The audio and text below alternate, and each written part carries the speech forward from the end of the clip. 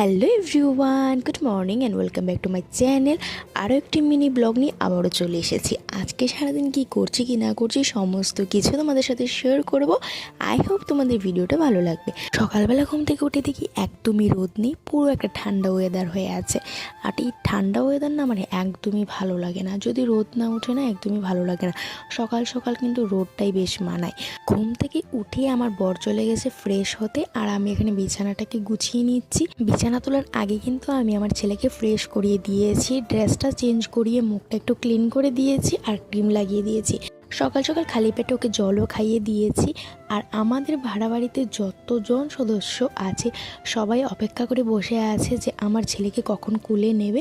Video শুরুতেই দেখতে পেয়েছে ছোট্ট একটা বাচ্চা মেয়ে চলে এসেছে আমার ছেলের সঙ্গে খেলাধুলা করার জন্য। সকাল টাইমটাতে না এত খেলাধুলায় ব্যস্ত থাকে সবার সাথে, আমার সমস্ত কাজ বাজ কিন্তু হয়ে যায়। সমস্ত বাসি কাজ সেরে তারপর আমার ছেলেকে নিয়ে আসি, একটু খাওয়া দাওয়া করিয়ে দিই, তারপর কিন্তু আবারও চলে যায়। তো ও না সবার কাছে থেকে থেকেই কিন্তু পুরো টাইমটা কাটিয়ে দেয়, আর আমারও সমস্ত কাজ হয়ে যায়। আমার কাজের জন্য এতটা প্রেশার পড়ে না। তো দেখো আমি ব্রাশ করতে করতে সবার ঘরে ঘরে গিয়ে দেখছিলাম সবাই কি করছে। তো ঘরের পেছনে একটু গিয়েছিলাম, দেখো এত পরিমাণে সবজি ক্ষেত তাদের পেছনে আর কি, মানে যে বাড়িতে থাকি আমার খুব ভালো লাগে এরকম বাড়িতে সবজি ক্ষেত ফুলের বাগান, সত্যি খুব ভালো লাগে।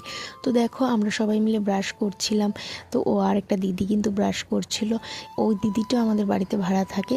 তো আমরা 4 ফ্যামিলি কিন্তু এই বাড়িতে ভাড়া থাকি। আর এই জায়গাটাতে আমি একটু বাসন ধোয়াধুয়ি করি, তারপরে স্নান করি, সমস্ত কিছু আমার ঘরের সাথেই। তো আমি একটু ফ্রেশ হয়ে যাচ্ছি আর গল্প করছিলাম। বললাম না ওদের বাড়িতে অনেক রকমের সবজি আছে, দেখো কি সুন্দর ধানা লঙ্কা হয়েছে যেগুলি খুব ঝাল। আমার কিন্তু এই লঙ্কাগুলি একদম ভালো লাগে না। আর দেখো ভরে ভরে ফুল ফুটেছে সবগুলি গাছের মধ্যে। আর এই গাছটাকে কিন্তু অনেকেই চিনতে পারছো, আমার ঘরের মধ্যে ছিল। আমি বাড়িতে ছিলাম না বলে দেখো গাছটার অবস্থা কি হয়েছে। সত্যি আমার এই গাছটার জন্য না খুবই কষ্ট লাগছে, কারণ এই গাছটা আমার খুব প্রিয় ছিল। আমার ঘরের লুকটাই চেঞ্জ করে দিয়েছে এই গাছটার জন্য। তো যাকে এখন আর কি করবো, একটু একটু করে যত্ন করে নিচ্ছি। ভিডিওটা এই পর্যন্তই ছিল, ভালো লাগলে লাইক শেয়ার কমেন্ট করে দেবে। টাটা।